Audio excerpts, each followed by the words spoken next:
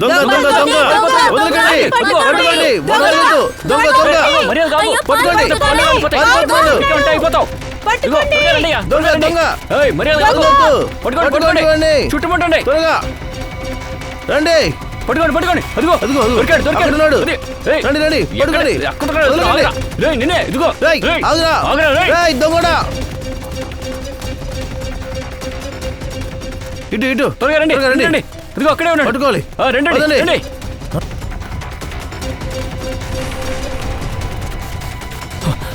దొంగ దొరికాడా దొరకలేదు దొరికాడా లేదు దొరకలేదు వాడిని వెతకండి మన ఏరియా నుండి వాడు తప్పించుకోకూడదు పదండి పదండి మీరు సంగతి తెలిసేయాలి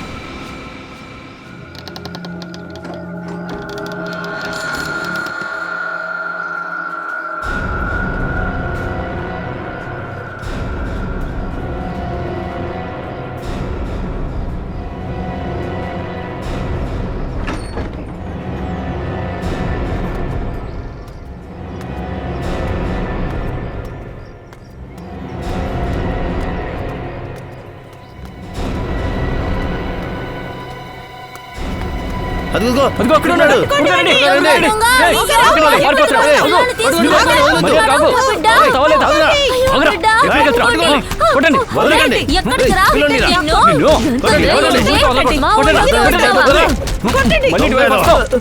చంపి పడేయండి. రా వెళ్ళి చూద్దాం రా. భావేష్, జ్యోతి,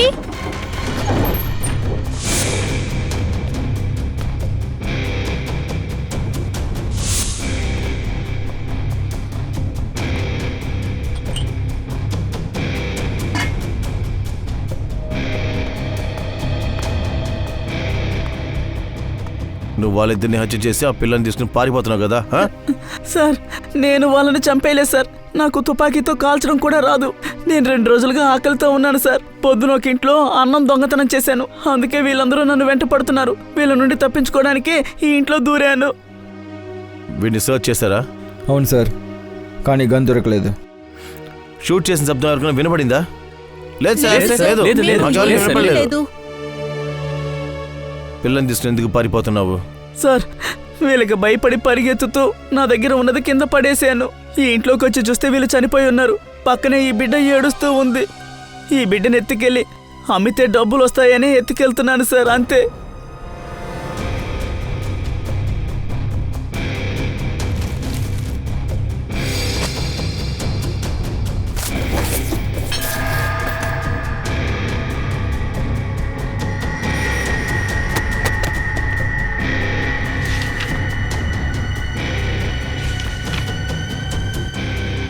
సార్, వీడు చెప్పేది అబద్ధం. వీడే హత్య చేశాడు. వీడిని మాకు అప్పగించండి, మేమే వీడి పని పడతాం.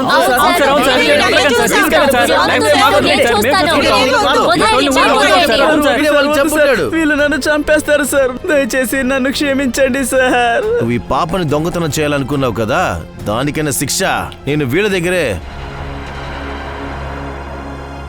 కానీ నేను అలా చెయ్యను. ఎవరు వీడి మీద చెయ్యి వెయ్యొద్దు. వీడికి శిక్ష చట్టం ఇస్తుంది. ఆ నిక్కులు ఏదైనా దొరికాయా? రిషి అనే ఆ అబ్బాయి మెడికల్ రిపోర్ట్ దొరికింది సార్. వాడికి ఒంట్లో బాలేదు. రిషియా? అవును సార్, 10 ఏళ్ళ అబ్బాయి.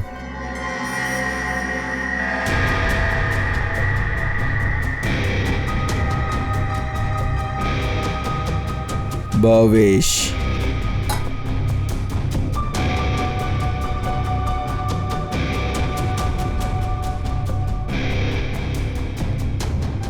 సార్, దుషన్ సార్, ఇక్కడ 3 టీ కప్స్ ఉన్నాయి సార్. ఇందులో 2 కప్పు భావేష్ ఇంకా జ్యోతిది.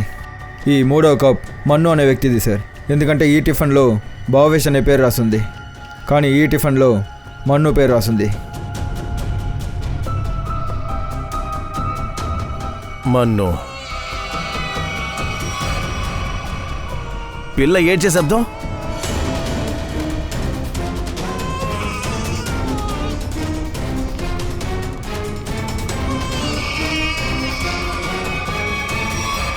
అరే అరే రే రే రే రే ఏడవకూడదు. లే లే లే లే లే అచ్చి. ఓ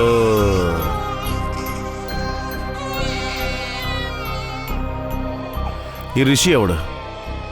భావేష్ ఇంకా జ్యోతి వాళ్ళ పెద్ద కొడుకు సార్. వాళ్ళకి ఎంతమంది పిల్లలు? సార్ భావేష్ కి జ్యోతికి 2 పిల్లలు సార్.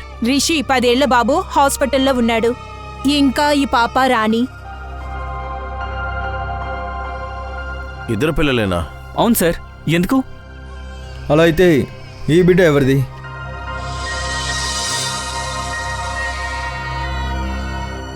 సార్ ఈ బిడ్డ ఎవరిదో తెలీదు. సార్ భావేష్ జ్యోతి 6 నెలల క్రితమే ఇక్కడికి వచ్చారు సార్. అప్పుడు రిషి రాణి వాళ్ళతో పాటు ఉన్నారు. మరి ఈ బిడ్డ ఎక్కడి నుంచి వచ్చింది? ఈ బిడ్డ మీ ఏరియాలో ఎవరిది కాదు కదా?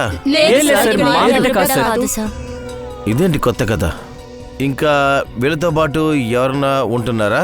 సార్ జ్యోతి చెల్లెలుంది మధు. తానే ఇక్కడికి వస్తూ ఉంటుంది. మీలో ఎవరికైనా మన్ను అనే వ్యక్తి గురించి తెలుసా? మన్నునా? సారీ సార్, ఆ పేరున్న వ్యక్తి ఈ ఏరియాలో ఎక్కడా లేదు సార్. సరే, ఈ భావేష్ ఎక్కడ పనిచేసేవాడు? సార్ ఆయన రోజు కూలీ పని చేస్తారు సార్. రోజు పని కోసం వీ చివర్లో ఉంటారు. ఎక్కడైతే పని ఉంటుందో అక్కడికి వెళ్ళిపోతారు సార్. సార్ ఒకవేళ ఆ మన్ను భావేష్తో పాటు పనిచేసేవాడా? సార్ ఆ బిడ్డ ఎవరిదని ఎలా కనిపెడతాం? దుష్యంత్ ఒక పని చేయండి, ముందు కనిపెట్టండి. పిల్లలు మిస్సింగ్ అని ఏదైనా కేసు ఇచ్చారా లేదని. ఇంకా పూర్వి భావేష్ జ్యోతి వాళ్ళ ఇంట్లో వాళ్ళని కాంటాక్ట్ అవ్వండి.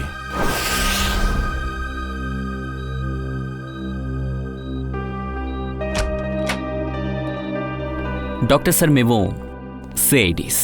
Hello sir. హలో. రిషి అంటే ఈ బాబేనా? అవును సార్, రిషినే. ఏమైంది? మేవి బాబుతో మాట్లాడచ్చా? లేదు సార్, ఈ అబ్బాయి మాట్లాడే స్థితిలో లేడు. ఏమైంది సార్? సార్ ఈ అబ్బాయికి కిడ్నీ ప్రాబ్లం ఉంది. సార్ ఏమైంది? మీరెక్కడికి వచ్చారు? ఏదైనా ప్రాబ్లమా? యాక్చువల్లీ రిషి వాళ్ళ తల్లిదండ్రులు ఇప్పుడు ప్రాణాలతో లేరు. ఏంటి? Oh my God! అందుకేనా ఈ బాబు ట్రీట్మెంట్కి డబ్బు ఇవ్వడానికి ఎవరు రాంది? ఏంటి అర్థం కాలా? ట్రీట్మెంట్కి డబ్బులేంటి? అవును సార్, యాక్చువల్లీ రిషికి ఒక ఆపరేషన్ చేయాల్సి ఉంది. వీళ్ళ కుటుంబ సభ్యులు 10 లక్షలు ఇవ్వాలనుకున్నారు. 10 లక్షలా? అదేంటి, వాళ్ళు 10 లక్షలు ఎలా తీసుకురాగలరు? సార్ 1 నెల క్రితమే రిషికి ఒక ఆపరేషన్ జరిగింది. అప్పుడు కూడా వాళ్ళు 10 లక్షలు డబ్బు ఇచ్చారు సార్. వాట్? ఈ ఆపరేషన్ కూడా వాళ్ళు డబ్బుని ఏర్పాటు చేశారు. నేను వాళ్ళ కోసమే వెయిట్ చేస్తున్నాను. సార్ ఈరోజు ఎలాగైనా ఈ అబ్బాయికి ఆపరేషన్ చేసి తీరాలి, లేదంటే ఈ అబ్బాయి ప్రాణాలకే ప్రమాదం. డాక్టర్ వెంటనే మీరు ఆపరేషన్ మొదలు పెట్టండి. డబ్బు సంగతి నేను చూసుకుంటాను సార్. సరే సార్, మీరు చెప్తున్నారు కాబట్టి ఆపరేషన్ చేస్తాం. Okay sir.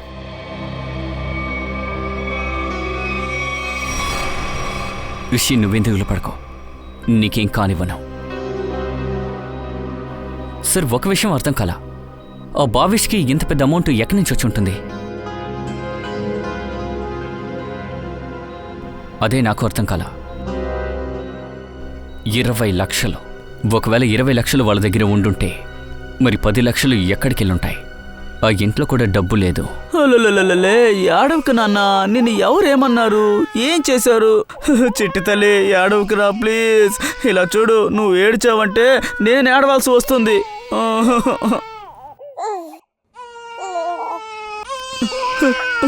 అయ్యో సార్, వీళ్ళు ఏడు పాపండి ప్లీజ్. ఏదో ఒకటి చేసి ఏడు పాపండి. అరే పంకజ్, ఈ 2 బిడ్డలు పోటీ పడుతూ ఏడుస్తున్నారయ్యా. సార్ మీకు పెళ్ళయి ఇన్నేళ్ళు అవుతుంది, మీకు నేర్పించలేదా పిల్లలు ఏడుస్తుంటే ఎలా ఓదార్చాలో అని? పంకజ్, నా లైఫ్లో ఉన్న పెద్ద ట్రాజెడీ ఇదే అయ్యా. నా భార్య ఎప్పుడూ నన్ను ఏడిపిస్తూ ఉంటుంది. ఇది చేయలేదు, అది చేయలేదు, నీకు టీ కూడా పెట్టడం తెలియలేదు, ఇంత తక్కువగా సంపాదిస్తున్నావు, ఎప్పుడు చూసినా నన్ను తిడుతూనే ఉంటుంది. ప్రశాంతంగా ఉండడానికి ఏసీపీ సార్ నాకు నేర్పించారు. ఎలా? నేను ప్రయత్నిస్తాను. ఏసీపీ సార్ వస్తారు, పాల్మలాయి తీసుకొస్తారు, బంగారానికి ఇస్తారు, బంగారం బాగా తింటుంది. ఏడవకు. అరే ఏడవడం ఆపింది. సార్ ఈ బిడ్డ ఇందాకటి నుంచి బాగా ఏడుస్తోంది. వీడి ఏడుపు కూడా ఆపండి సార్ ప్లీజ్. లేదు బాబు, నా గొంతు వల్ల వీడు మళ్ళీ లెగుస్తాడు. నువ్వు ఒక పని చెయ్యి, ఆ కార్నర్కి వెళ్ళు, ఏసీపీ సార్ పేరు చెప్పి ఏదైనా ఒక పాట పాడు. సార్ అది కాదు సార్, అది ఇప్పుడు నేను ఏమని పాడాలబ్బా? గ్రామంలో 20-25 మైళ్ళ దూరంలో ఏ చంటి బిడ్డ అయితే ఏడుస్తుందో అప్పుడు అమ్మ అంటుంది, బాబు నిద్రపో, లేదంటే ఏసీపీ సార్ వస్తారు.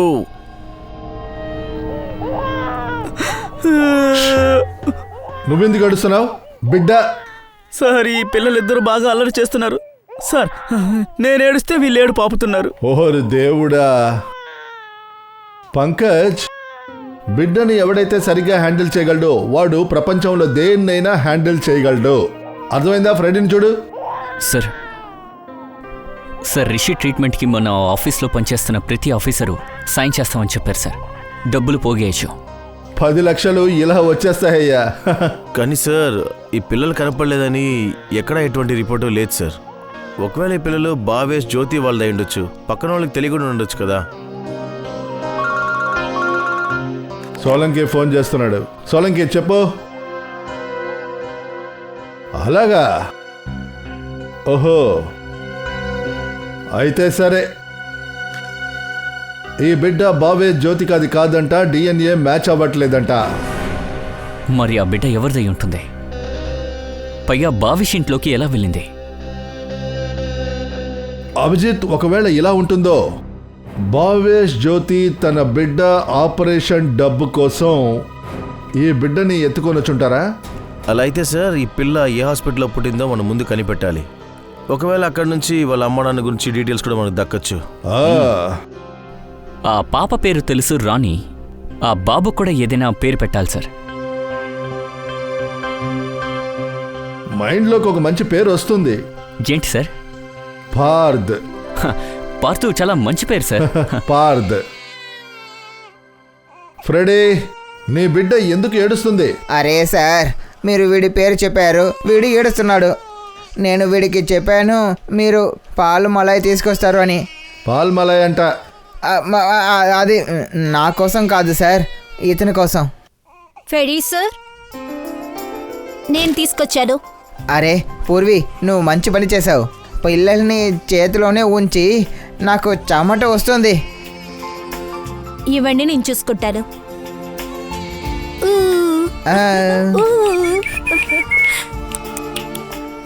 ఏం లేదమ్మా.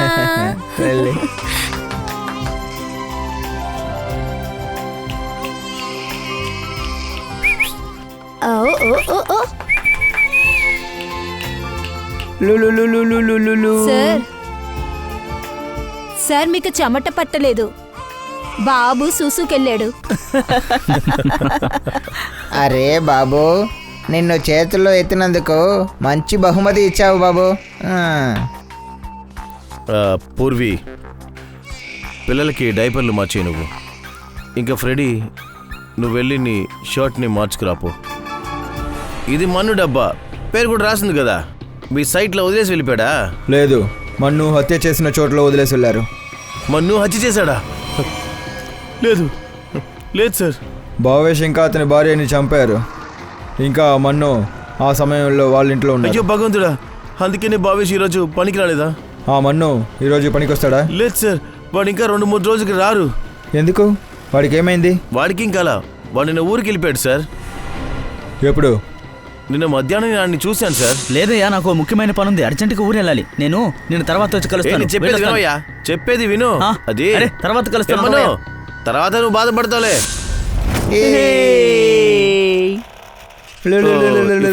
ఇంకా పంకజ్ అంకుల్ నిన్ను బాగా ఇబ్బంది పెడుతున్నారు కదా సార్. రిజిస్ట్రేషన్ ఆఫీస్ నుంచి 5-6 నెలలకు సంబంధించిన రికార్డ్ దొరికింది. ఏప్రిల్ నెలలో దాదాపు 7,960 మంది బిడ్డలు పుట్టారు.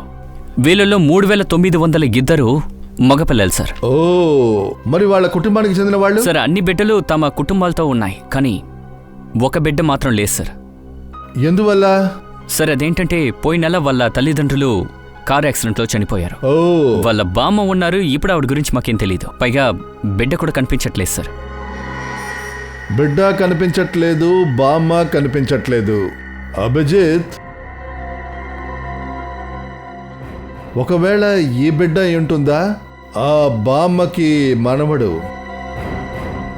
ఆ బామ్మ ఎవరో కనిపెట్టాలి. ఎక్కడ ఉన్నారు, ఎటువంటి పరిస్థితుల్లో ఉన్నారు ఆ బామ్మ? బాబూ, రోజంతా పని పని పని అంటూ ఎంత పని అసలు ఎందుకు చేయాలయ్యా? ఇంట్లో నలుగురివే కదా ఉన్నాము, నువ్వు, నీ భార్య, బిడ్డ, ఇంకా నేను, అంతేగా. ఇక దేవుడు దయ వల్ల మన దగ్గర అన్నీ ఉన్నాయి. జీవితంలో అంతా డబ్బు మాత్రమే కాదు బాబు. డబ్బు వల్ల మనకి ఏం దొరుకుతుందో అదంతా మన దగ్గర ఉంది. కానీ సంతోషం లేదు, సంతోషం లేదు బాబు. వెళ్ళి అద్దంలో మొహం చూసుకో, ఎంత వడిలిపోయిందో చూడు. ఇక ఓ తల్లి తన బిడ్డ మొహం ఇలా ఉంటే అసలు చూడలేదు బాబు, చూడలేదు. అరే ఏడవకు బంగారం, ఏడవకు. చూడు, నీ బిడ్డను చూడు. నా ఒక మనవడు, ఈ ఇంటికి ఏకైక వారీసు. కానీ వీడికి ఇవ్వడానికి టైం ఉందా నీ దగ్గర? టైం ఉందా? ఒకరోజు వీడు ఓడిలిపోతాడు. ఇక ఆ రోజు నువ్వు చాలా బాధపడతావు విను, బాధపడతావు. కానీ నీకు దీని గురించి అసలు బాధపడవు కదూ. సరే వెళ్ళు, నువ్వు కాళ్ళు చేతులు కడుక్కుని కాస్త విశ్రాంతి తీసుకో. అంతవరకు నీ బిడ్డతో నేను ఆడుకుంటాను. అల్లలలలలే లాలలే, ఎందుకు నన్ను ఏడుస్తావు? ఆకలేస్తుందా బంగారం? ఇదిగో పాలు తాగు. బామ్మ నీ కోసం పాలు తీసుకొచ్చింది, తాగు నా బంగారు కొండ. ఎంత దారుణమైన విషయం కదా, ఈవిడ అన్నిటినీ కోల్పోయింది. నిజమే, తన కొడుకు, కోడలు, ఆ తర్వాత మనవడు కూడా ఒక్క క్షణంలో అంతా అయిపోయింది. ఏంటి నువ్వు పాలు తాగవా? ఆకలితోనే ఉంటావా? సరే సరే సరే, నేను తాగిస్తాను. అలలలలే సోరా తాగున బంగారం, తందమామ రావే, జాబిల్లి రావే, నా కొండకి రావే.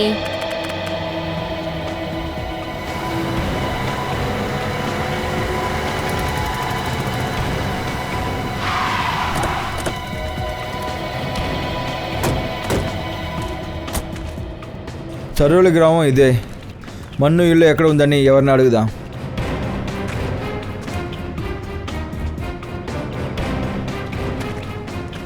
అన్నయ్య, ఈ దారి మన్ను ఇంటికి వెళ్తుందా? మన్నువా? సార్ వాడే, అదిగో మన్ను.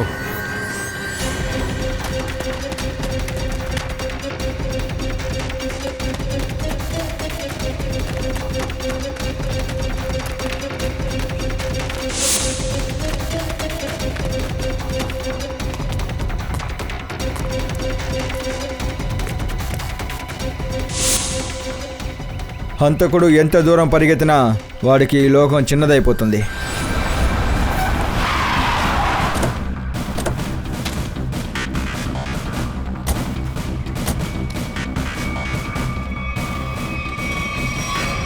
రండి సార్, సావిత్రి అమ్మగారి పరిస్థితి చాలా దారుణంగా మారింది.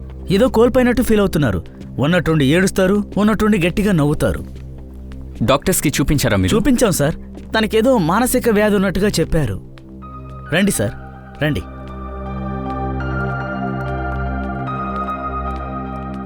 సార్, తనే సావిత్రిదేవి.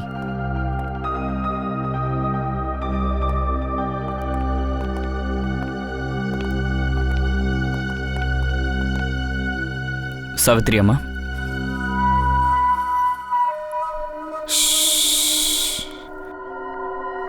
నా బంగారం నిద్రపోతున్నాడు.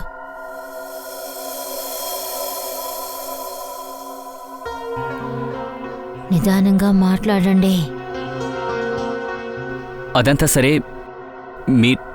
మీరెలా ఉన్నారు? నేను బాగున్నాను, చాలా బాగున్నాను. సరే మీరెవరండి? మేము మీ స్నేహితులం. నా స్నేహితుడా? నువ్వు ఎప్పటి నుంచి నా స్నేహితుడయ్యావు? ఇప్పుడే మిమ్మల్ని కలిసాం, అలాగే ఫ్రెండ్స్ అయిపోయా. ఆహాహా, నిజంగానా? అవును. ఆ తర్వాత వీళ్ళంతా ఎవరు? అది మేము కూడా మీకు స్నేహితులమే. ఆహాహా, చాలా మంచిది. సావిత్రి అమ్మా, మీతో ఒక ముఖ్యమైన విషయం మాట్లాడాలి. అంటే ఇక్కడ బిడ్డ నిద్రపోతోంది, కొంచెం డిస్టర్బ్గా ఉంటుంది. కొంచెం అలా వస్తారా?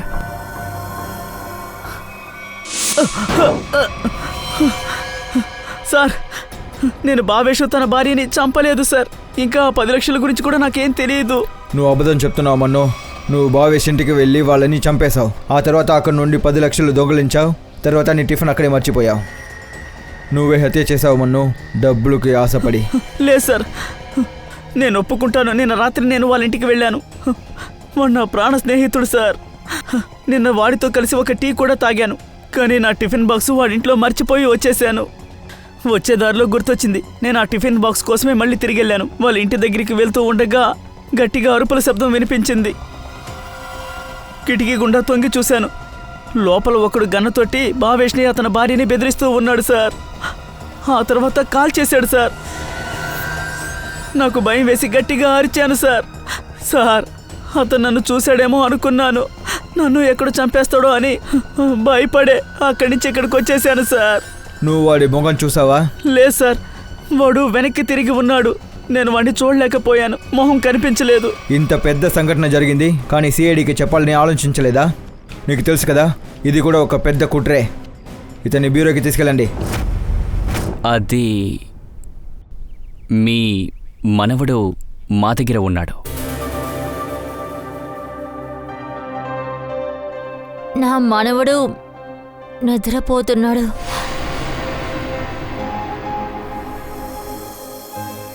ఇదంతా పచ్చి అబద్ధం. సావిత్రి అమ్మా, మేము ఆ బిడ్డ గురించి మాట్లాడలేదు. అది బొమ్మమ్మా. మేము అసలైన బిడ్డ గురించి మాట్లాడుతున్నాం. అవునమ్మా, మీ కొడుకు గుర్తున్నాడా?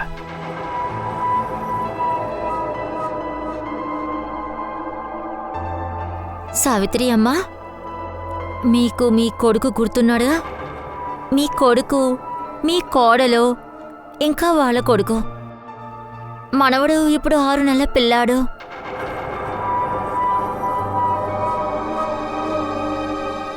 గుర్తుందిగా? సావిత్రి, బాగా గుర్తు తెచ్చుకో. వీళ్ళు ఎవరి గురించి చెప్తున్నారో తెలుసా? నీ బంగారపు బాబు అని ఎప్పుడో అంటావు కదా. నీ బంగారం, నీ మనవడు. సావిత్రి, గుర్తు తెచ్చుకో. అవును సావిత్రి, ఏదైనా గుర్తు వస్తుందా నీకు? నువ్వు చెప్పావు కదా, వయసున్న కాలంలో వాడే నీకు తోడని. నీ ఇంటికి వెళుతురని గుర్తు చేసుకో. గుర్తు తెచ్చుకుని చూడు సావిత్రి. ఇప్పుడు ఆ బిడ్డ మా దగ్గర ఉందమ్మా. త్వరలోనే మేము తీసుకొస్తాం. మీకు మేము చెప్పేది అర్థం అవుతోందా సావిత్రిమ్మా? ప్రయోజనమేమీ లేదు సార్. ఆవిడ ఏమీ చెప్పలేదు.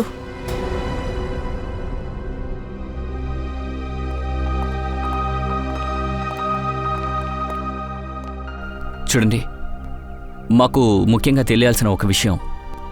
సావిత్రి అమ్మకి ఎందుకు ఇలా జరిగింది? ఆవిడ మనవడికి ఏమైంది? తనని కిడ్నాప్ చేశారు సార్. ఆవిడ్ని 20 లక్షలు డబ్బులు అడిగారు కూడా. కానీ ఆవిడ కుటుంబంలో ఎవరూ లేరు. తన కొడుకు కోడలు ఒక యాక్సిడెంట్లో చనిపోయారు. ఇల్లు అమ్మేశారు. ఇంకా ఆ బాధ నుంచి బయటికి రాలేదు సార్. ఆవిడ పరిస్థితి దారుణంగా ఉంది. Thank you very much.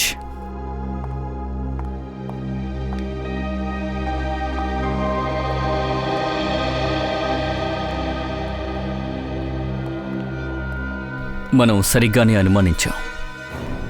Bhavesh ఇంకా జ్యోతి 20 లక్షల కోసం ఆవిడ మనవణ్ణి ఎత్తుకెళ్ళిపోయారు.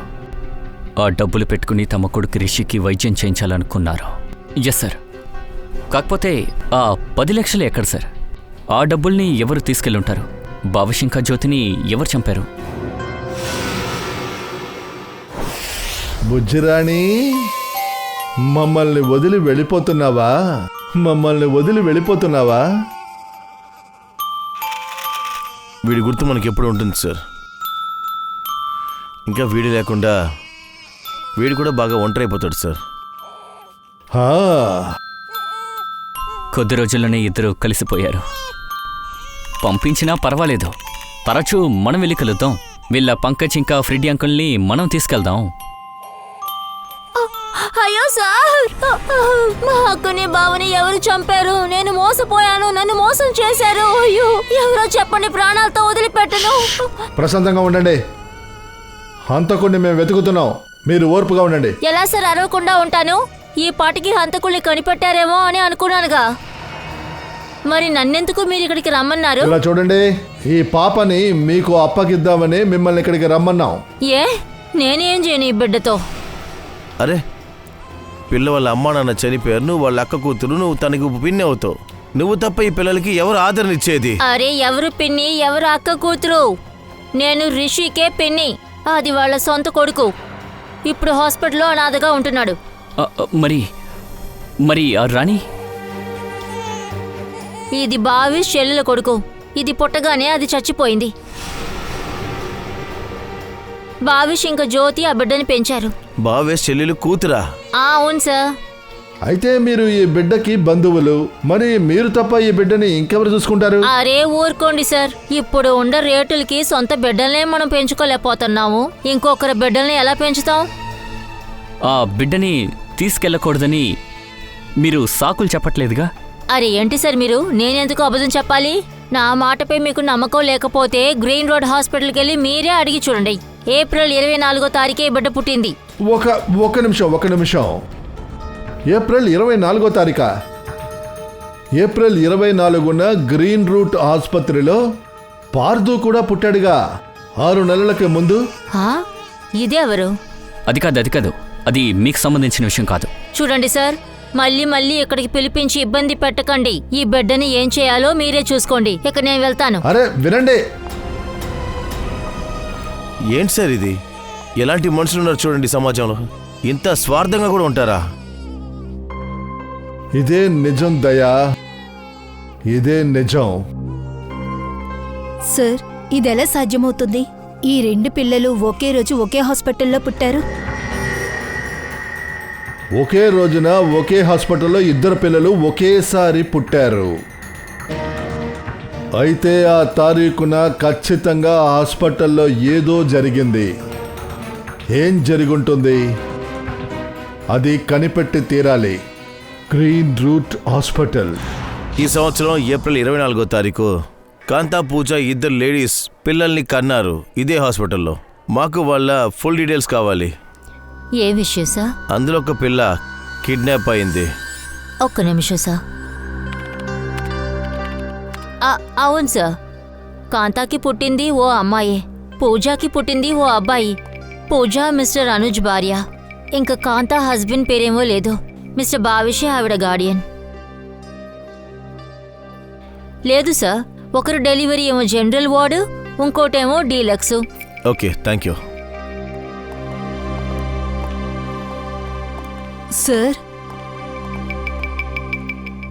సార్, నేను ఆ పిల్లల గురించి ఒక విషయం మీతో చెప్పాలి సార్. చెప్పండి. ఆ 2 డెలివరీలు డాక్టర్ సుమిత్, నర్స్ మధు చూసుకున్నారు సార్. నేను వాళ్ళ రూమ్కి వెళ్ళినప్పుడు డాక్టర్ సుమిత్ ఇంకా నర్స్ మధు వాళ్ళిద్దరూ ఏదో మాట్లాడుకున్నారు సార్. నన్ను చూసి వాళ్ళు సైలెంట్ అయిపోయారు. భావేష్, జ్యోతి వాళ్ళ బిడ్డ గురించి మాట్లాడుకున్నారు. వాళ్ళు ఏం మాట్లాడుకున్నారో నేను వెళ్ళలేదు సార్. సరే కానీ ఆ డాక్టర్ సుమిత్ ఇంకా నర్స్ ఎక్కడున్నారు? డాక్టర్ సుమిత్ విదేశానికి వెళ్ళారు. ఇంకా మధు ఈ రోజు లీవ్ వేసింది. మరైతే మధు ఎక్కడుంది?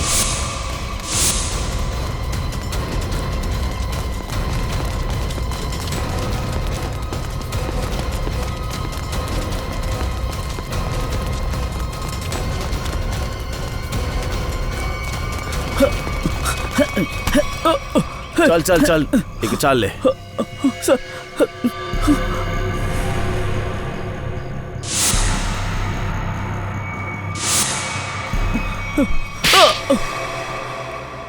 బిడ్డని ఎత్తుకుపోవటంలో నాకు ఎలాంటి సంబంధం లేదు.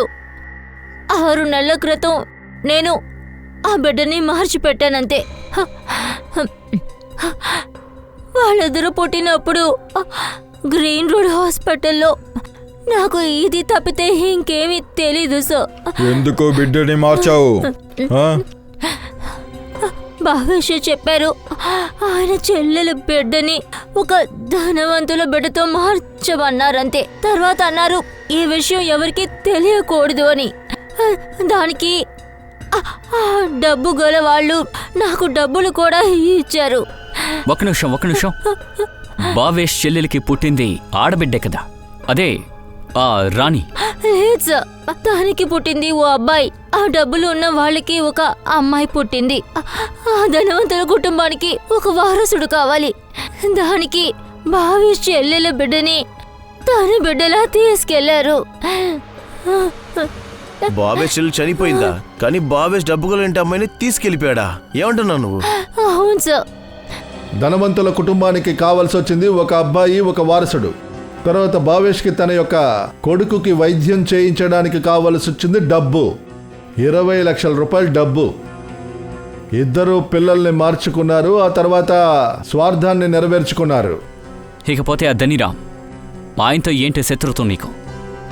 తెలీదు సార్, ఇతనెవరో నాకు తెలీదు. ఏంటి ధనిరామ్, భావేష్ని జ్యోతిని చంపి వాళ్ళ 10 లక్షలు నువ్వు దొంగతనం చేశావు. ఇప్పుడు ఈ అమ్మాయి దగ్గర నీకేం అవసరమైంది? సార్ నేను తన నోరు నొక్కాలని చూశాను సార్. ఈ బిడ్డల్ని మార్చిన విషయాన్ని మీకు చెప్పకూడదు అనుకున్నాను. ఏ సార్ నేను ఆ ధనవంతుల కుటుంబంలో పనిచేస్తూ ఉన్నాను. వాళ్ళు చనిపోయిన తర్వాత భావేష్ చెల్లెలు కొడుకు నా దగ్గరికి వచ్చాడు సార్.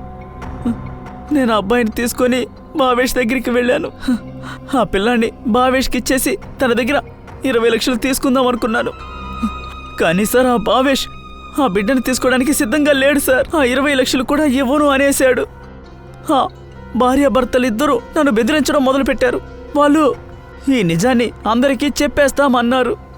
అందుకే మరో దారి లేకే వాళ్ళిద్దరిని నువ్వు చంపేశావు.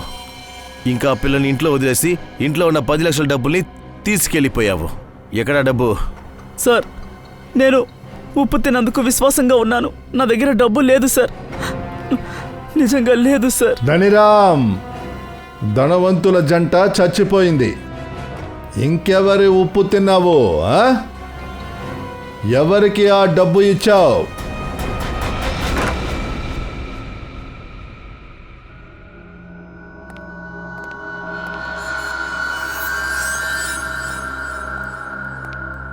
ఇదంతా ఎందుకు చేశారు?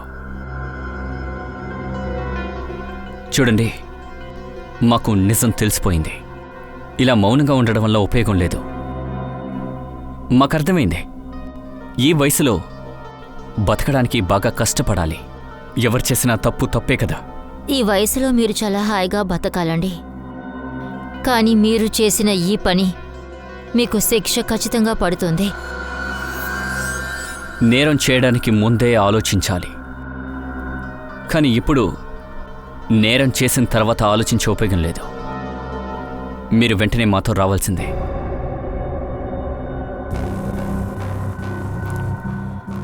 చూడండి, మేము మిమ్మల్ని బలవంతంగా తీసుకెళ్లేటట్టు చేయొద్దు. మేము మీ వయస్సుకి మర్యాదిస్తున్నాము. లేదంటే ఎలా లాక్కెళ్లాలో కూడా మాకు తెలుసు.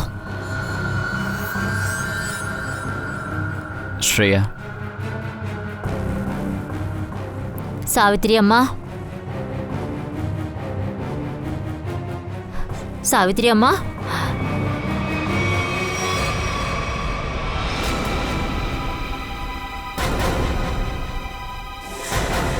ఈవిడ చచ్చిపోయింది.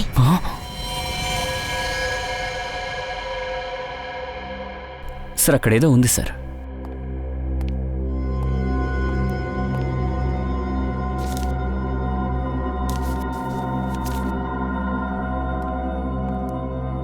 చూసారా సార్, సావిత్రమ్మ స్వయంగా రాసిన లెటర్. నేనొక నేరస్తురాల్ని. ఈ కుట్ర నేనే చేశాను. యాక్సిడెంట్లో నా కొడుకు కోడలు చనిపోయిన తర్వాత నా జీవితం ఆగిపోయింది. అప్పు ఇచ్చిన వాళ్ళు నన్ను తరవడం మొదలుపెట్టారు. అంతా కోల్పోయిన నేను వాడు చేసిన అప్పుని తీర్చలేకపోయాను. అందువల్ల ధనిరామ్ని భావేష్ ఇంటికి నేను పంపించాను. తన చెల్లెల బిడ్డని తీసుకుని అక్కడి నుంచి నేనిచ్చిన 20 లక్షల్ని తిరిగి అడిగాను. భావేష్ ఇవ్వడానికి ఒప్పుకోలేదు. అందువల్ల ధనిరామ్ వాళ్ళని చంపేశాడు. నేనిదంతా వారసత్వం కోసం చేశాను. మనవరాల్నిచ్చి మనవని ఎత్తుకురావాలనుకున్నాను. ఇది నేను చేసిన చాలా పెద్ద తప్పు. మనవరాలు పుట్టినా మనవడు పుట్టినా అస్సలు తేడా లేదు. ఇద్దరు కూడా ఆ దేవుడిచ్చిన వరం. ఇంత పెద్ద తప్పు చేసి నేను బతకలేను. అందుకే నేను ఆత్మహత్య చేసుకుంటున్నాను. వీలైతే నన్ను మన్నించండి. సావిత్రి.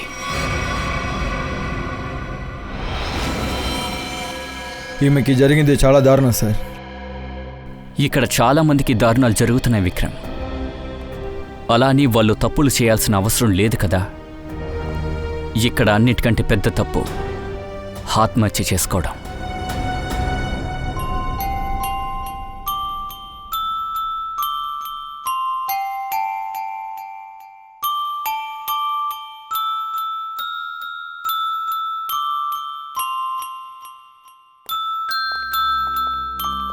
మీరు కాస్త ఇక్కడే ఉండండి, మేము వెళ్ళేసి వస్తాం. హలో చెప్పమ్మా. హలో ఇచ్చుడు. హలో హలో హలో దయా,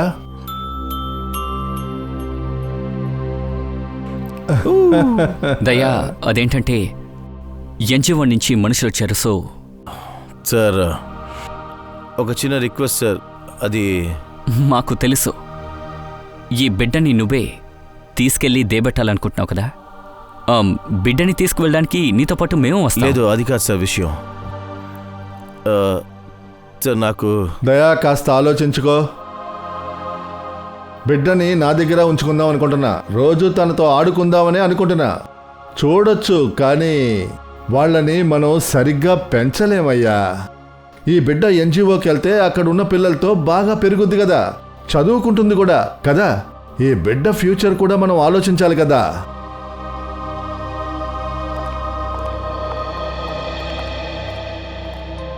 సార్, మీరు బాధపడద్దు. ఈ పిల్లల్ని మేం బాగా చూసుకుంటున్నాం, మీకు ప్రామిస్ చేస్తాం. ఇప్పుడు మీరు మాకు అప్పగించండి. ఓకే దయా. పుష్ప, సంగీత, పిల్లల్ని తీసుకోండి.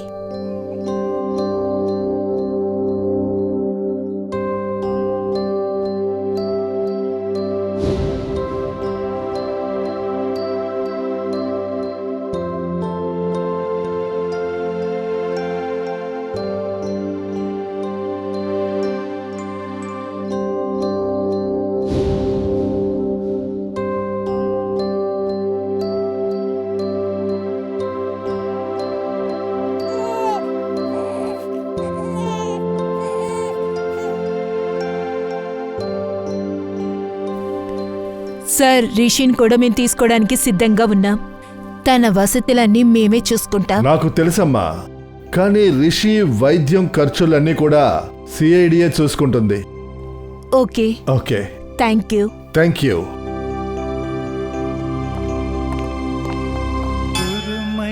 अखियों में नन्हा मुन्ना एक सपना दे जा रे. सुरमई अखियों में नन्हा मुन्ना एक सपना दे जा रे.